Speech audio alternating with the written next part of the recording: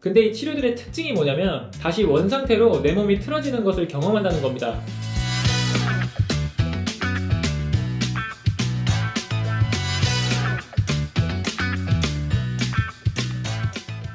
어서오세요. 치료 맛집입니다. 오늘은 도수치료 받을 때 어떤 병원, 어떤 치료사에게 받으면 좋을지 도수치료만 9년째 해온 물리치료사인 제가 알려드리겠습니다. 요즘 도수치료 많이들 받으시죠? 예전엔 단순 마사지를 받고자 이용하기도 했는데요. 최근엔 몸에 대한 관심이 높아지면서 통증에 대한 정확한 분석, 치료를 원하는 분들이 도수치료를 찾고 있죠.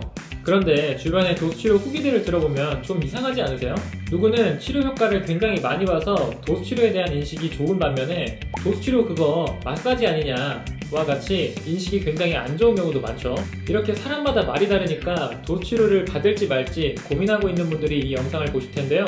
오늘 영상 끝까지 보시면 내가 올바른 치료를 받고 있는지, 혹시 병원을 마사지샵처럼 다니고 있진 않은지 전부 다 알게 되실 겁니다.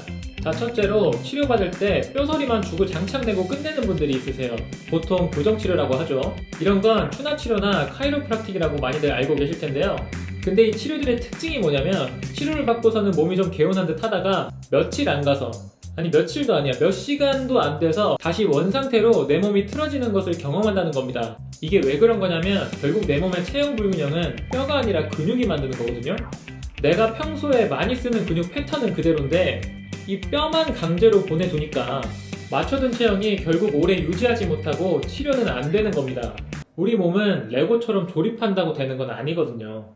간단한 예를 들자면 구분 등을 펴주는 테크닉을 쓰고 나서 내 몸이 평소에도 등을 펴서 쓸 수 있게 등 근육을 훈련시켜 놓는 운동치료까지 알려주는 병원이 좋다는 겁니다. 여러분은 이거 하나만 기억하시면 돼요. 뼈 소리는 치료 과정의 테크닉이지 전부가 될 수는 없다. 둘째로 내가 왜 아픈지에 대한 자세한 설명 없이 마사지만 하는 곳들이 있습니다. 이 경우엔 치료실에 들어가면 간단한 인사와 함께 첫 마디가 엎드리세요가 될 가능성이 굉장히 큽니다. 다 그런 건 아니겠지만 엎드려서 그냥 마사지하고 치료 끝내겠다는 거예요. 물론 설명할 시간조차 없는 5분, 10분의 짧은 치료라면 모를까 30분, 1시간이나 되는 치료 시간 안에는 내 몸이 왜 아픈지 분석, 설명하고 치료는 어떤 식으로 할 것인지 알려주기에 충분한 시간이거든요. 세상에 내가 아픈 이유를 궁금하지 않은 사람은 없잖아요. 이렇게 몸에 대한 설명과 치료 전략에 대해서 말해주는 분들이 직업적으로 의무감도 높고 나를 그만큼 성실히 치료해줄 가능성이 높습니다. 자, 마지막으로 가장 중요한 경우인데요. 바로 2, 3회 치료에도 호전이 전혀 없는 경우입니다.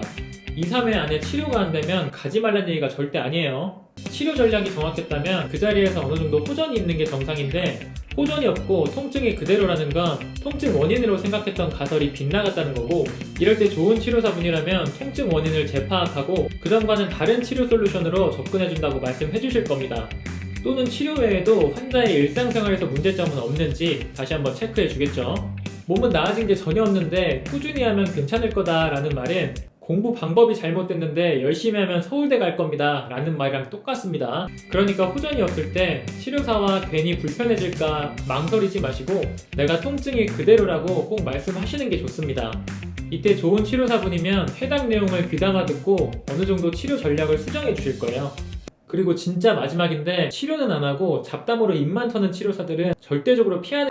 자, 오늘 제가 알려드린 것을 정리해보자면 내 몸을 레고처럼 뼈소리만 내서 조립하려는 곳 피하기, 통증과 체형에 대한 분석 없는 유사 마사지샵 피하기, 치료가 호전이 없을 때 치료 전략을 수정하지 않는 곳 피하기입니다. 제가 지금까지 알려드린 내용만 잘 아셔도 훌륭한 병원에서 좋은 치료사에게 도수치료 받을 가능성이 크고요. 무엇보다 중요한 여러분의 통증이 점점 낫게 될 겁니다. 제가 지금까지 얘기한 내용들은 병원이나 치료사에 대한 비하나 공격성 발언이 절대 아니고요. 도수치료에 대한 인식이 지금보다 훨씬 더 좋게 바뀌고 여러분의 체형과 통증에 정말 효과 있고 의미 있다는 것을 알리고자 만든 영상이니까요. 내용에 불편한 점이 있으셨다면 너그러이 이해해 주시면 감사하겠습니다. 그럼 오늘 영상은 여기까지고요. 저는 다음에 더 좋은 치료 레시피로 찾아뵙겠습니다. 그럼 다음에 또 오세요.